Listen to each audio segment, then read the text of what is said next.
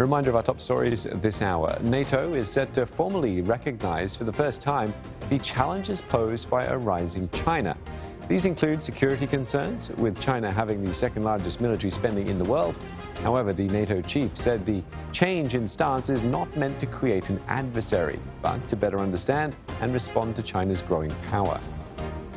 And for more on this, we're joined by John Lee, senior analyst at Mercator Institute for China Studies in Berlin. John's research focuses on the rise of Chinese digital technology and its international effects.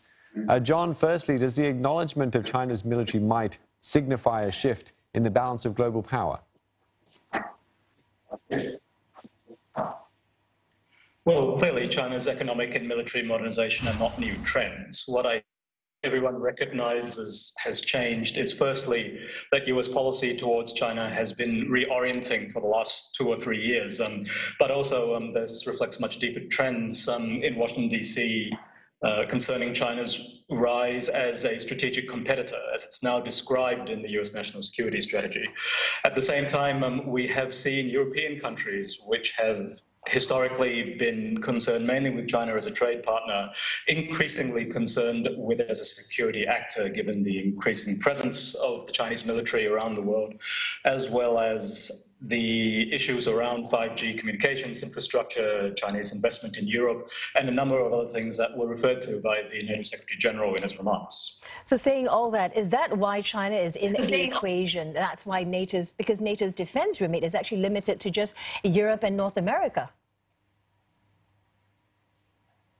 Well, the text of the treaty does refer to America, but of course NATO has been concerned with security issues around the world, in Afghanistan, in Africa, and as mentioned, China increasingly has a presence in these areas.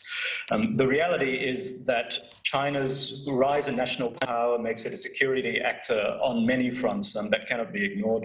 Again, the Secretary General has referred to specific things, to the new missile capabilities, for example, that China displayed in its National Day parade earlier this year, but also to cybersecurity, to the increasing Chinese presence in Europe's near abroad, in Africa, in the Middle East, and also, of course, to the issue of Chinese investment in Europe and the potential strategic implications this raises when such investment is in sectors such as high technology industries which have strategic implications. One last question for you, John. We're seeing some tensions within NATO, particularly the Europeans and the US. Do you think they've managed to put up a united front in spite of all this?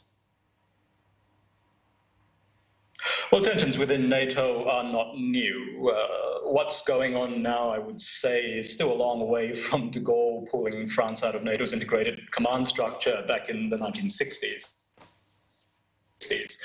The reality, as I said, is that China's rise means it cannot be ignored as a security actor by the Europeans. And while they may not be fully aligned with every aspect of US policy on China, I think that this reflects a clear recognition, which has been expressed in other ways, such as the strategic outlook,